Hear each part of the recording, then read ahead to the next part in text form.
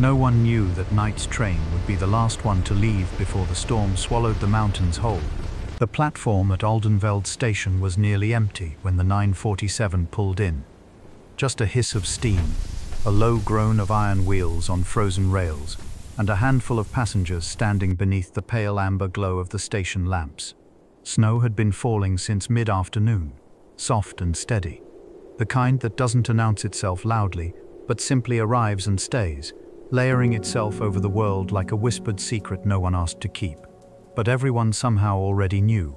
The conductor stood at the door of the first carriage, his grey coat dusted white at the shoulders, watching the last stragglers cross the platform with that particular expression of someone who has spent an entire life waiting for trains and has learned somewhere along the way that patience is not a virtue so much as a landscape you simply choose to inhabit. But I'm getting ahead of myself, because what happened on that train? What was spoken? What was confessed? What was finally released into the cold mountain air? None of that could have been predicted from the outside. Standing on that quiet platform, watching the snow come down in long, slow curtains, close your eyes for a moment. If you like, can you feel it already? That particular stillness that only exists in deep winter, in the hours after dark, when the world outside goes hushed and the only warmth left is the one you're carrying somewhere inside your chest. That small, persistent flame that follows you wherever you go, even when you've almost forgotten it's there. Let me take you inside. The first person to board was an elderly woman named Eleanor. She moved slowly, but with tremendous intention. The way people move when they have lived long enough to understand that hurrying rarely changes the things that matter. She wore a charcoal wool coat that had been expensive once and was still beautiful. And she carried in her left hand a small leather bag that had been with her. If the worn brass clasp and the soft creasing along the handles were any indication, for a very long time, with her right hand she held the brass railing as she stepped up into the carriage, pausing for just a breath at the top, looking back once at the platform before she turned and moved down the aisle. She chose a seat by the window on the left side, third from the front. She placed her bag on her lap, folded her hands over it, and looked out at the falling snow. Whatever she was thinking, she kept it entirely to herself. The second passenger was a young man, mid-20s perhaps, who boarded at something close to a jog, arriving at the platform just as the conductor was lifting his whistle. His name was Thomas, though no one on the train knew that yet. He was breathing hard, not from the run so much as from something else. Something he carried in the rigid set of his jaw, and the way his eyes moved quickly around the carriage before he settled, as though he were checking for something he wasn't sure he'd find, or perhaps wasn't sure he wanted to find at all. He wore a dark navy coat, slightly too thin for the weather, and a scarf the color of autumn leaves wrapped twice around his neck. He sat near the back of the carriage, took off his scarf, folded it carefully on his knee, and stared at the floor. The third passenger arrived quietly, the way truly quiet people always do, not with an absence of sound so much as with a quality of presence that seems to lower the temperature of the air around them by a single bearable degree. She was a woman in her early 40s, with silver beginning at her temples and reading glasses pushed up into her dark hair. She carried a canvas bag over one shoulder and a thermos of something hot in her left hand. You could tell it was hot because a thin ribbon of steam curled from the lid each time she shifted her grip. Her name was Mara, and she had been traveling for 3 days already, though from where and toward what she had not yet told anyone. And there was something in the careful way she moved, precise, unhurried, slightly watchful, that suggested she had spent a great deal of time in her life, navigating spaces she did not entirely belong to. She sat in the middle of the carriage, set her thermos between her feet, and opened a book, but she did not read it. She simply held it open and listened to the train. There was one more passenger in that carriage. He was already there when the others boarded, already seated, already still, already looking out the window at the dark shape of the mountains rising beyond the station lights. An older man, perhaps 70, with white hair combed neatly to one side and a pair of large hands resting on the armrests of his seat, like two patient animals. He wore a brown jacket over a pale blue shirt, and on the breast pocket of the jacket there was a small pin, the kind given at retirements or anniversaries or the endings of long things. His name was August, and he had been coming to Aldenveld for 41 years, and this was the first time he was leaving it without intending to return. He did not know yet what that felt like. He was in the process of finding out. Are you still with me? Picture the carriage now, the amber light inside, warm and slightly golden. The kind of light that makes every face look as though it belongs to a painting. Picture the snow outside the windows, falling soft and constant, erasing the edges of everything. Picture the four of them, Eleanor, Thomas, Mara, August, each in their own private world, each carrying something the others couldn't see, as the train began, slowly and with great sighing effort, to move. The train pulled away from Aldenveld at 9:52, 5 minutes late, which the conductor noted in his small leather logbook without any particular feeling. Because 5 minutes was nothing. 5 minutes was the ordinary human distance between intention and reality, and he had learned not to hold it against anyone. For the first several minutes, the train moved through the flat outskirts of town, past the low warehouses with their amber-lit windows, past the small church with its single bell tower, past the allotment gardens where the vegetables had long since been harvested and the beds turned over, covered now in a clean white sheet of snow that made them look strangely ceremonial, like altars waiting for something. Then the town fell away, the lights grew sparse and then disappeared entirely, and the train entered the valley at the foot of the mountains, and the world changed. The mountains at night, in winter, are a particular kind of beautiful. Not the lush, generous beauty of summer, not the blazing theatre of autumn, but something quieter, more fundamental. The kind of beauty that doesn't ask for your admiration. It simply exists, enormous and indifferent and ancient, and if you are fortunate enough to be in the presence of it with your eyes open, something in you goes very still. The spruce forests on either side of the track rose up dense and dark. Their branches bowed under the weight of accumulated snow. Between the trees, occasionally, there were flashes of deeper darkness where the ground fell away into gullies or streams, and sometimes, far above the tree line, you could see the pale shapes of the high peaks emerging from the cloud cover for a moment before the snow closed over them again. Inside the carriage, the radiators ticked softly. The rhythm of the wheels on the track settled into something steady, something almost hypnotic, a low repeating pattern like a pulse, like breathing, like the sound of a house settling into sleep. But here is what I haven't told you yet. The storm that had been building in the northern passes all day, the one the meteorologists in the valley stations had been watching with cautious expressions and carefully worded advisories, that storm had, in the 2 hours since the last report was filed, shifted course. Not dramatically, not in any way that would have changed a decision had anyone been watching, but enough so that what had been predicted to pass north of the Veldarken Ridge was now moving directly toward it. The conductor, in his small forward compartment, had received a message about this approximately 12 minutes after departure. He read it twice, folded it, placed it in his breast pocket, and looked out at the track ahead. The snow on the rails was accumulating faster now. The trees were beginning to move. He did not announce anything, not yet. There was a particular kind of composure that came with decades on the mountain lines. A composure that understood the difference between a difficulty and a crisis, and that knew, above all, that the passenger's ability to remain calm was itself a resource, and one not to be spent carelessly. Eleanor, at her window, watched the snow with an expression that was difficult to read. Not quite sorrow, not quite contentment, something in between. The kind of expression that belongs to people who are thinking about something from a very long time ago. Something that no longer hurts exactly, but has left its shape behind in the architecture of the face. She had made this journey once before, 62 years ago, and the person she had made it with was no longer in the world. You feel it, don't you? That quiet weight in the chest when something reminds you of someone you still love. She pressed her fingers lightly against the cold glass of the window. Outside, the snow kept falling. There is a particular hour in any long night journey when the landscape of the journey shifts. It begins in the body, a softening behind the eyes, a loosening in the shoulders, a gradual release of whatever the day has been pressing into you.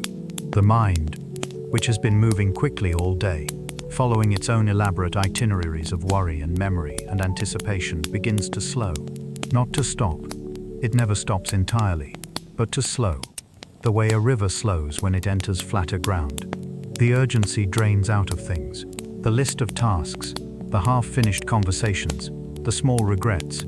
They're still there, but they've moved to a different distance, and from that distance they look, somehow, more manageable. This is the hour, and it had arrived in carriage one of the 9:47 to Varenthal. Thomas, at the back of the carriage, had stopped staring at the floor and was now looking out the window.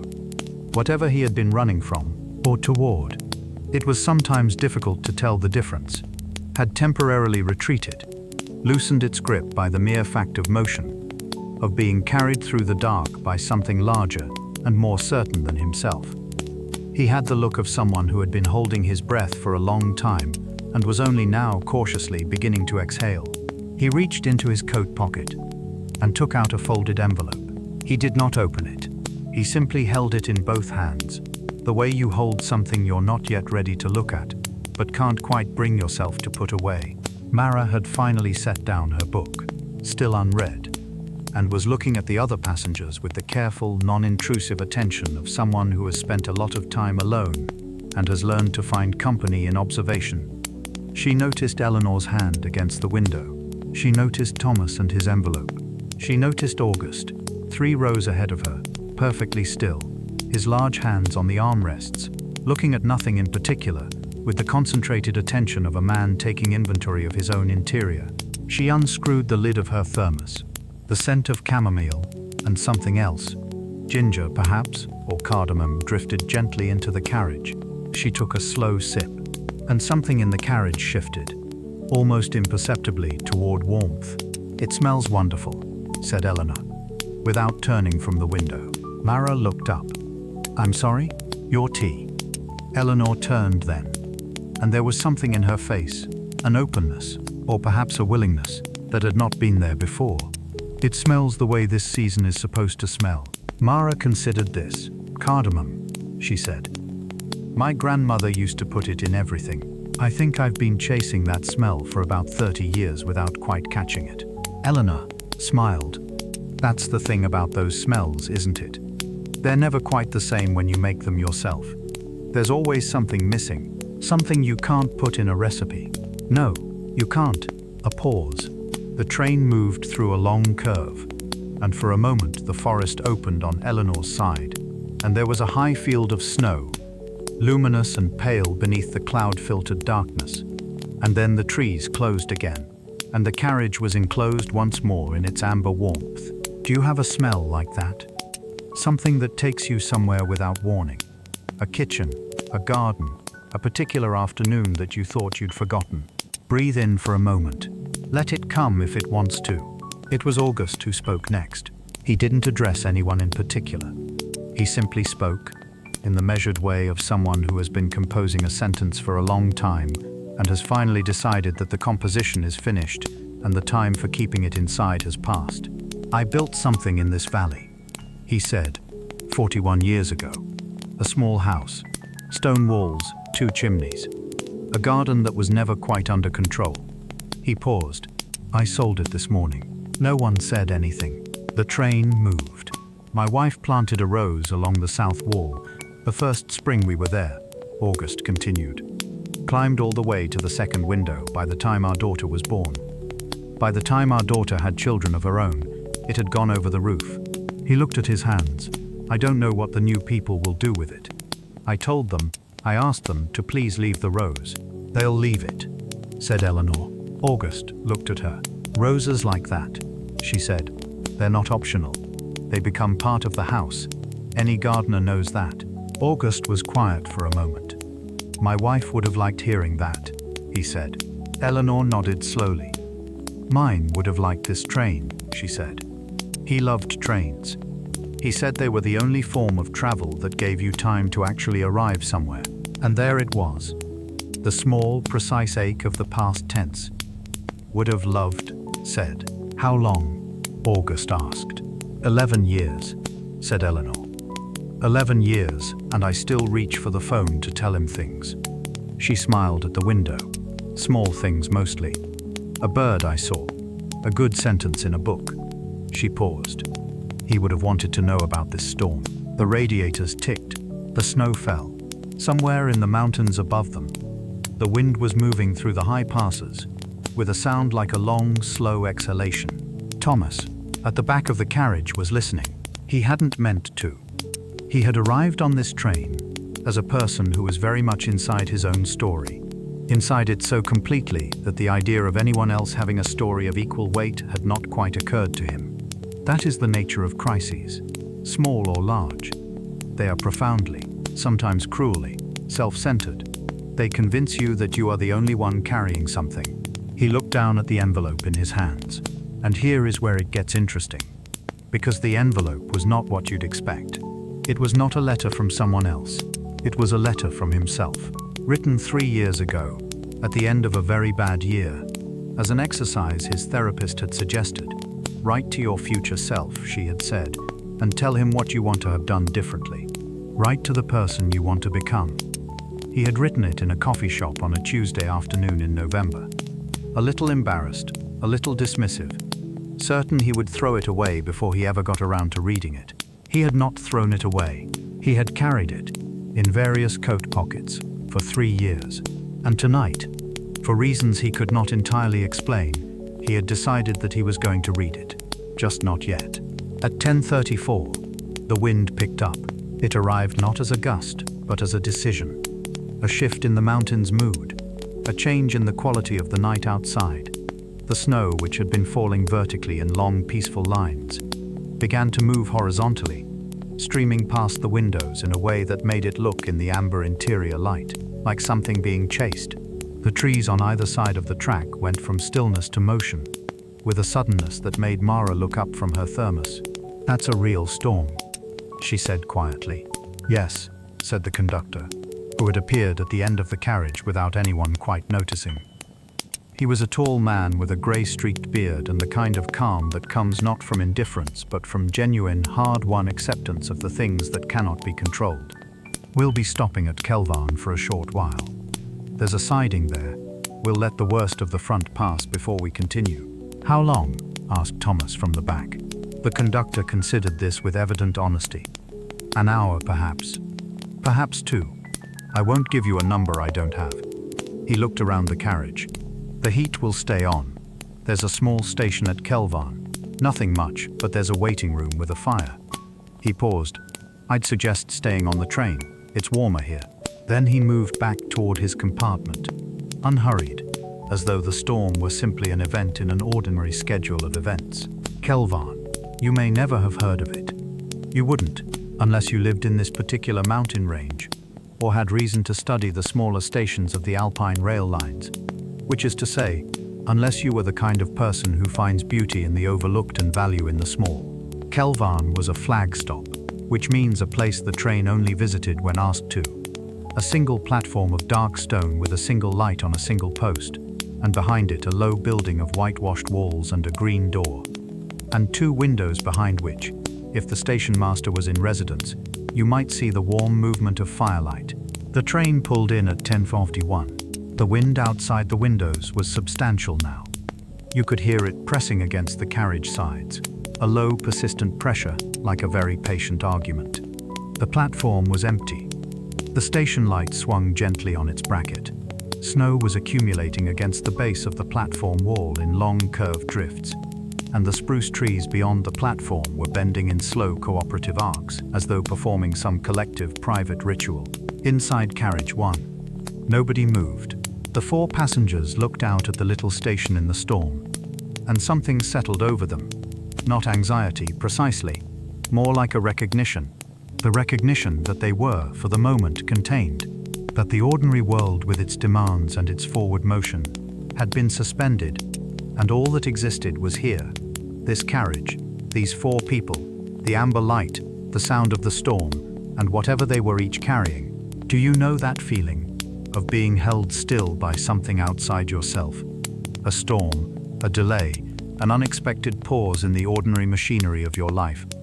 And finding to your surprise that the stillness is not punishment but gift. Close your eyes for a moment. Let the train be still. Let the storm move outside. You are warm. You are contained. You are safe. Mara poured a second cup of tea. She did this with the same precise, unhurried attention with which she did everything. And when it was done, she held the cup in both hands and looked at it for a moment as though it were something she was committing to memory. "I've been traveling for 3 days," she said. "Not to anyone in particular, perhaps to the carriage itself. From the East Coast, from a place I'd been living for 12 years. "What was there?" asked Eleanor. Her voice was gentle, not nosy, but genuinely interested in the kind of way that only certain people manage.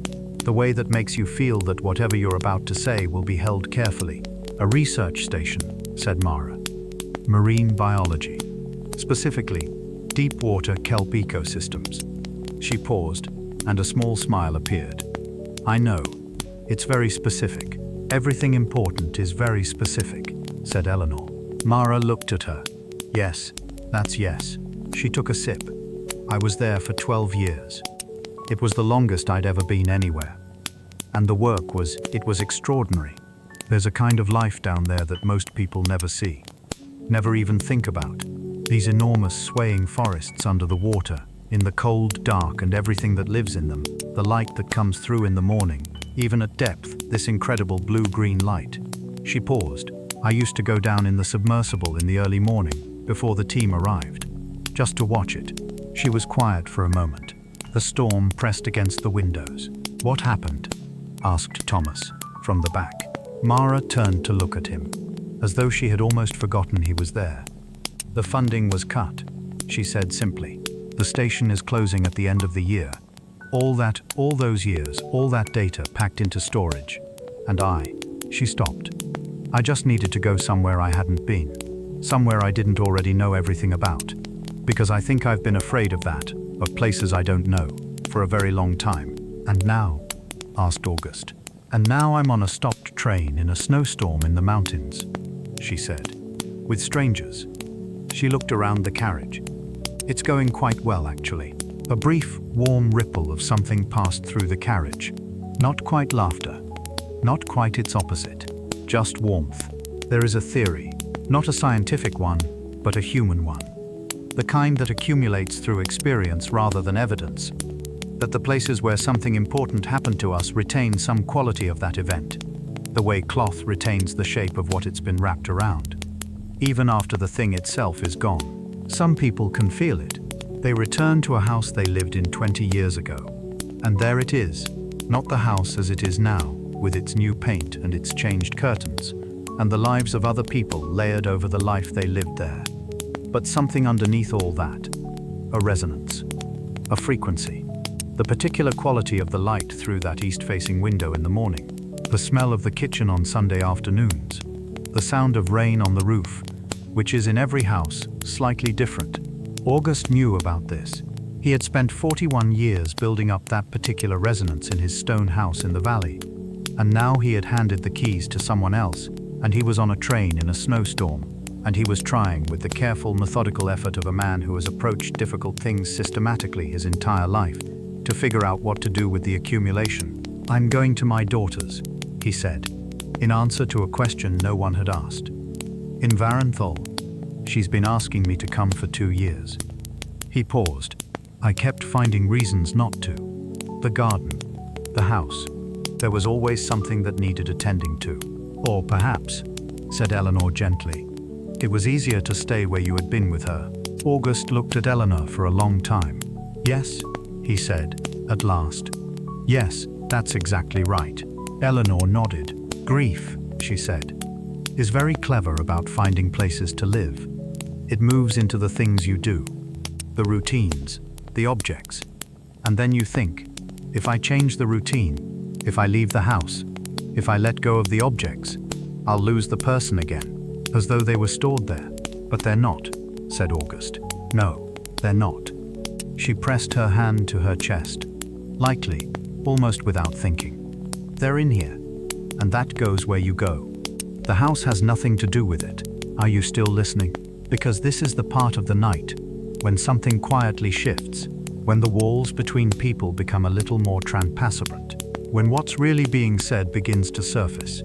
It was 11:23 when Thomas opened the envelope. He did it without ceremony. No announcement, no particular preparation. He simply opened it. unfolded the paper inside, and began to read. The others had drifted into their own silences by then.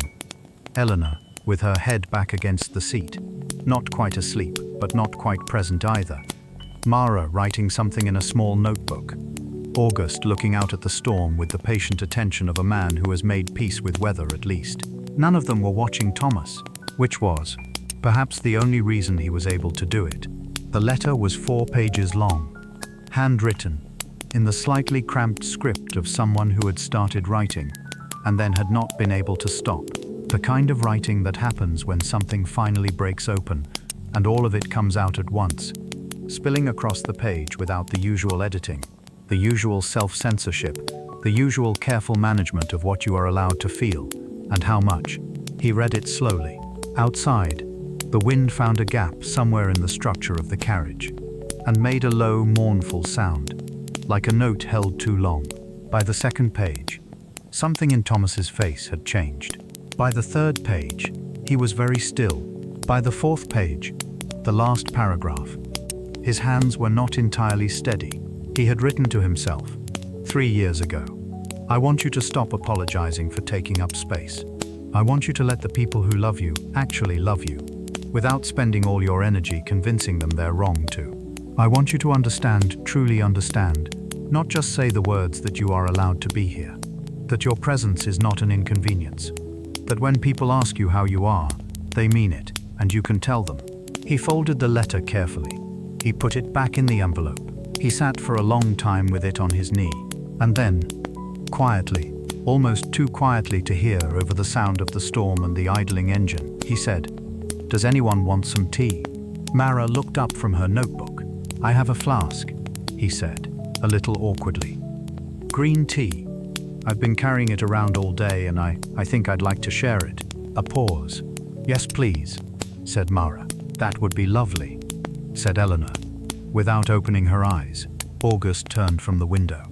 "Thank you," he said, and Thomas got up and walked down the aisle and poured tea into 4 plastic cups, slightly too hot and slightly too bitter, and he handed them to each person in turn, with the careful attention of someone performing a small ritual, which was in fact exactly what he was doing. The carriage smelled of green tea and cardamom. The storm pressed at the windows. The fire in the Kelvarn station master's window glowed softly across the platform. There is a particular quality to time in the mountains that has no equivalent in the flat world.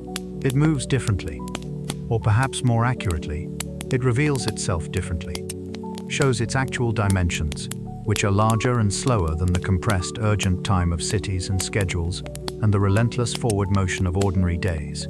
Mountain time is geological time softened enough to be bearable. It is the time of seasons, of snowfall and melt of rock that waits millions of years to become soil. In the mountains at night, in a snowstorm, on a stopped train, you can feel this other time. It surrounds you. It puts your own small urgencies gently into perspective. The way a very large and quiet person can calm a room simply by being in it. The 4 passengers in carriage 1 felt this. They didn't name it. They didn't need to. They simply sat with their cups of tea and their collective warmth, and listened to the storm doing what storms do. And something in each of them, the accumulated tension of the day, of the week, of the year, of all the years before, began, with extraordinary slowness and gentleness, to release. Let your shoulders drop. If they've come up toward your ears, which they do, without our permission, when we're tired or tense or simply carrying more than we've acknowledged, let them fall now. Let your jaw unclench. Let the back of your neck soften. You've been holding things today. You can put some of them down. Eleanor had fallen asleep, or so the others thought, until her voice came low and clear into the quiet carriage. "I have a photograph," she said. "In here." She patted the leather bag on her lap, "of the 2 of us. The first time we made this journey, we were 23 years old, and we had been married for 4 months, and we were going to spend Christmas in Varenthal with his parents, who I had met exactly twice, and who I was absolutely terrified of." A small, fond sound, not quite a laugh. They were, in the end, the kindest people I ever met. His mother taught me to make apple cake. We made it together every Christmas for 30 years. "And the photograph?" Mara asked. Someone on the platform took it. A stranger with a camera, can you imagine, carrying a camera to a train station? He saw us standing there, and he said in exactly this way, very matter of fact, he said, "You two look like you're worth remembering." And he took our picture, and then he posted it to us. Eleanor paused. We didn't even know his name. He'd written on the back, Aldenveld, December 1962, a good beginning. The carriage was very quiet. And was it? Asked August. A good beginning? Eleanor considered this with the seriousness it deserved. It was a long one, she said. Which is better. She was quiet for a moment. We had difficult years. Everyone does. There were times when we were very far apart, not in miles. But, she stopped. But we always found our way back. And the last years were the best ones, the quietest ones. We'd sit in the garden in the evenings and just be there. Not talking necessarily, just there. And I think that's the thing I miss most. Not the talking, the just being there. The just being there. Sit with that for a moment. The just being there. Not the grand gestures. Not the remarkable moments. The quiet, ordinary presence of someone you love in the same room. In the same evening. In the same life. The wind outside made a long, low sound. The spruce trees bent and recovered. The station light swung on its bracket. Inside, the tea was cooling in 4 small cups, and the amber light held its warmth over the 4 passengers. And the mountains moved through the storm above them. Enormous and patient and old. Mara had been writing on and off for the past hour. Not in a journal exactly. More like notes. Observations. The kind of thing that happens when a scientist's mind turns its attention from the external world to the internal one, and applies the same careful, curious attention. She was writing about the carriage, about the particular sociology of strangers in enforced proximity, how the barriers dissolve faster than in ordinary circumstances, how the usual social contracts around privacy and disclosure suspend themselves when there is nowhere to go and nothing to do but be present, how the combination of warmth and enclosure and the sound of the storm outside created something like the conditions of a campfire, the ancient social technology of fire, which has been making strangers into companions since before recorded history. She was writing about August's hands, which she found deeply moving for reasons she couldn't quite articulate. The way they sat on the armrests with a quality of restful attention, like hands that had done a great deal of work, different kinds of work, and had arrived at a place beyond effort. She was writing about Thomas, who had changed. Whatever he had been when he boarded the train, tightly coiled, self-enclosed, moving through a crisis with the focused urgency of someone who cannot afford to stop. He was different now, opened, somehow, by the letter and the tea and the act of offering. She was writing, "The mountains are doing something to the time in here. I can feel it. Like pressure equalizing." And then she wrote, "I think I've been underwater for 12 years. Not in a bad way, in the way that deep things require, but I think it might be time to come up." She looked at this sentence for a while. Then she underlined it. In his small forward compartment, the conductor had his logbook open on his knee. He was a man of 64 named Werner, who had been on the Alpine line since he was 22. Which meant he had spent 42 years in these mountains, in all seasons, in all weather, carrying passengers who were going somewhere, and passengers who were leaving somewhere, and passengers who were simply in motion because motion was more bearable than stillness. He had seen births on his trains and deaths on his trains, and proposals and arguments and reconciliations, and the particular quiet devastation of people who have received bad news and are traveling toward its consequences. He had, in 42 years, become a precise reader of carriages. He had looked in at carriage 1 twice during the stop, without the passengers noticing. He had seen the 4 of them in their amber light with their cups of tea. He had noted the quality of the air between them, something he could measure, in his experienced way, as accurately as the pressure gauge on the heating system. He wrote in his logbook, "Kelvarn stop, 1 to 51 to approx 0020. Storm passing, carriage 1. 4 passengers, all well. Something good happening in there." He closed the book. He looked out at the storm, which was just beginning to soften at its edges. Let me tell you about the hour between midnight and 1. It is different from all the other hours of the night. The hours before midnight are still tied to the day that came before them. They carry its residue, its unfinished conversations, its lingering tasks and half-processed events. The hours after 2 are already anticipating morning, already tipping toward the next day and all its requirements. But the hour between midnight and 1 belongs entirely to itself. It is the true middle of the night, the furthest point from both sunrise and sunset, and in it the ordinary world takes its deepest breath. In this hour, the passengers of Carriage 1 had arrived at something. It had no name, exactly. It was not a resolved thing. None of them had solved anything or been saved from anything. August still had to figure out how to live in his daughter's city without his stone house, and his rose and his 41 years of accumulated presence in the valley. Mara still had to find out what came after the research station, after 12 years, after the underwater forests. Thomas still had 3 years of a letter to live up to or grow into. Eleanor still reached for the phone to tell her husband things, and found the other end of that reach empty. But something had shifted. Some particular quality of the weight had changed. And the name for that, or the nearest name, is the sense that what you are carrying is not yours alone. Thomas was looking out the window at the storm when he said, "I never knew who I was before I was the person who was struggling. It's been so long that I don't know what I am without it." No one rushed to fill this. The carriage gave it room.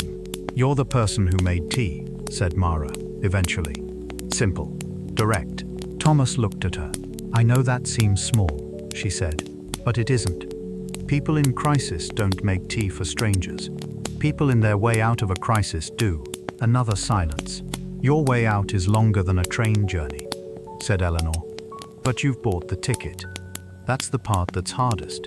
Most people never buy the ticket." Your eyes are getting heavy now, aren't they? Let them. At 12:18, the wind dropped. Not gradually. One moment it was there, pressing at the windows with its low, insistent sound, and the next it had simply moved on, taken its enormous, restless energy somewhere else, left behind the deep, clean, ringing silence that follows storms in the mountains. The kind of silence that seems to have a positive quality, not merely the absence of sound, but the presence of something, some vast, rinsed openness.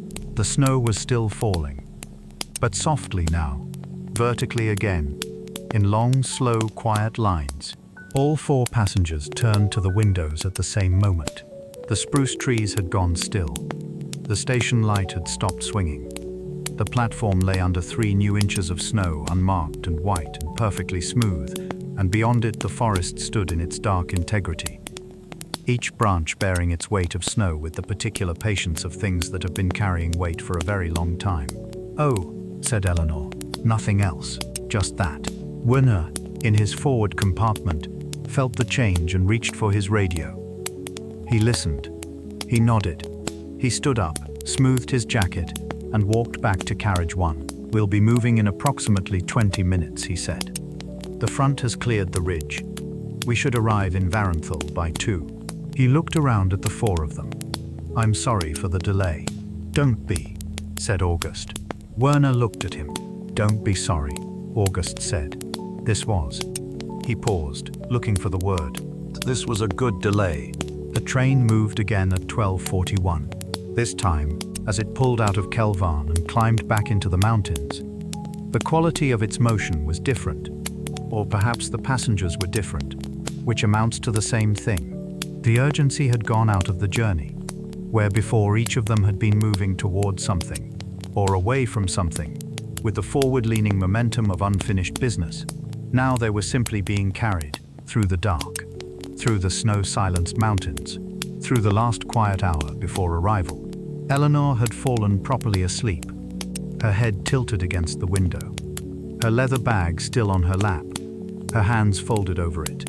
Her breathing was slow and even, and her face in sleep had the quality that faces in sleep sometimes have, a return to something earlier, something prior to all the years and their accumulations, something that was simply essentially her. August was watching her, not in any uncomfortable way, with the gentle attention of someone who recognizes in another person a fellow traveler in the specific landscape of loss, and feels, in that recognition, something that is not quite kinship, but approaches it. He thought about his wife. He thought about her the way he had been afraid to think about her since she died. Directly, without the buffer of busyness or routine or the stone house and its constant requirements. He let her be present in his mind in the way she had been present in his life. Specific, irreducible, entirely herself. Her voice, her laughter, which had been more frequent than the world probably deserved. The way she moved through a garden, not prettily, not with any conscious grace, but with the absolute authority of someone entirely at home in the growing world. He felt the weight of her absence, and underneath the weight, just barely, just beginning, something else, gratitude, for the 41 years, for the rose over the roof, for the stone house that had been full of her, and was now carrying that fullness, going to be full of someone else. That was not loss. That was love doing what love does. Continuing. Breathe. In. Come out. The mountains are outside. Enormous and slow and permanent. You are here. Warm and carried. And safe. Mara was writing one last thing in her notebook. She wrote, "The kelp forests grow in cold water and low light. They grow toward what light there is. Not because they can see it, but because that is what living things do. They don't need to know where the light is coming from. They just need to keep growing toward it." She paused. Then she wrote, "I think I can do that." She closed the notebook. She leaned her head back. She listened to the train. Thomas was not reading his letter anymore. He was not thinking about it. He was simply looking out at the dark shapes of the mountains passing. And for the first time in a very long time, he was not trying to solve anything. Not rehearsing conversations. Not preparing for difficulties. He was simply there, present in his body, in the seat, in the amber light, on the moving train. He was, without quite having noticed the moment it happened, at rest. The train began its descent toward the valley at 1:30. The snow on the high ground gave way. Gradually, to the dark, wet roads and the scattered lights of the lower slopes, and then to the wider lights of the town, orange and yellow, and the occasional white-blue of a street lamp, spreading out below them in that particular way that small mountain towns spread in the hours before dawn, like embers banked low, keeping warmth without requiring attention. Eleanor woke. She looked out at the lights for a moment without speaking. Then she opened her leather bag and took out the photograph. She looked at it for a long time. Long enough that Mara, beside her now, could see it over her shoulder. Two young people on a platform. The woman in a red coat. The man with his hand at the small of her back. Both of them looking at something just out of frame. Both of them laughing at something the camera had arrived too late to record. On the back, in faded ink, Aldenveld, December 1962. A good beginning. Was it the same platform? Asked Mara quietly. Yes, said Eleanor. The same lamp post. He replaced the globe once, about 30 years ago. But the post is original. She put the photograph back in her bag with the same careful attention she gave everything. She looked at the approaching lights of Varenthal. He used to say, she said, that the best moment of any journey was the approach. When you can see where you're going but you haven't arrived yet, and the possibility is still intact. She smiled. He was a romantic, in the old-fashioned sense. He believed in possibilities. And you? Asked August. Eleanor considered this. I believe in arrivals, she said. In being somewhere, fully, when you get there. She looked at him. Though I've learned from him that they're not so different. The train pulled into Varenthal at 1:58. The station was small but lit. The night staff had been watching the weather, and there were warm lights in the waiting room windows, and a porter in a heavy coat walking the platform. The train slowed through the last quarter mile, with a sound like a long, quiet exhalation, like something releasing at the end of effort. The four passengers gathered their things. This moment, the moment before departure from a shared space, has its own particular texture. The awareness that what has happened in that space, between those people, is complete now, is about to be carried away into four separate futures where it will mean different things, be remembered differently, perhaps be barely remembered at all, and yet still, in some unmeasurable way, have its effect. They stood in the aisle. August, nearest the door, turned to the others. He looked at each of them in turn. The kind of look that tries to do something a word can't quite manage.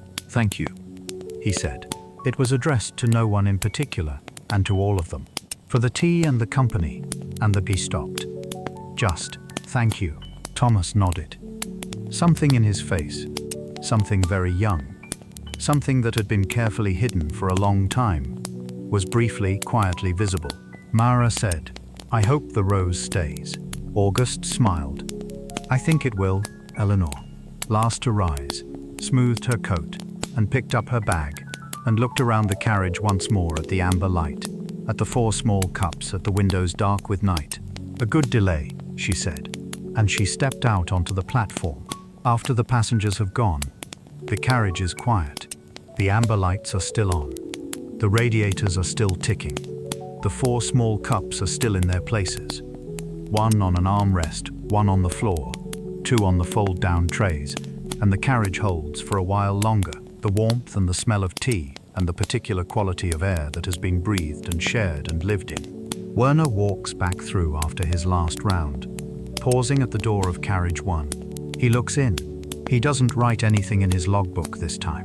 He simply stands for a moment, looking at the empty seats and the cups and the amber light, and then he turns off the overhead lamps, all but one, which stays on, low and warm, for safety, and he moves on. Outside the windows, the mountains are doing what they always do, being there, enormous and snow-covered, and old and full of a particular kind of dark that is not hostile but simply deep. The darkness of places that have been themselves for longer than memory, that have held storms and silences and seasons beyond counting, and that will continue to hold them long after every name that has ever been spoken in any carriage on any train through their valleys has dissolved into the general quiet. The train stands in the station. The mountains stand above the town. The snow falls, soft and slow and without urgency, and the night holds everything, the sleeping and the awake, the grieving and the grateful, the uncertain and the arrived, with that steady, impersonal, utterly reliable tenderness that only the very large and the very old can manage. You are held, too, right now, whatever you are carrying, whatever the day left behind. The mountain is outside, patient and ancient, and entirely unconcerned with the small urgencies of your life. And somehow that is the most comforting thing there is. To be briefly, gently, reminded of your own smallness, not as an insult, but as a relief. You are small. The mountain is large. The night is long. The snow is falling. You don't have to do anything right now. You are on the train. Let it carry you. Let your breathing slow. In through the nose, long, slow, steady. Out through the mouth, long and slow and releasing. Picture the amber light. Picture the snow on the window. Picture the mountains, dark and enormous and benevolent, passing outside in the night. You have been somewhere tonight.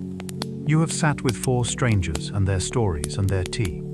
And something in you has shifted very slightly, the way things shift in the mountains, imperceptibly, millimeter by millimeter, and then suddenly, looking back, enormously. Eleanor is at her daughter's now. The photograph on the bedside table. The lamp on low. August is at his daughter's door, just arriving. The cold air on his face. The lights inside warm. Mara is in a hotel room with her notebook open, and her thermos empty, and 1 new line underlined. Thomas is asleep. Finally, truly asleep, with the letter folded in his pocket, and something quiet in his chest, where the tension used to be. And Werner is in his compartment with his logbook closed, watching the mountains through the window, thinking nothing in particular, belonging entirely to the moment. The train is still. The mountains are still. You are still. Sleep now. You've arrived.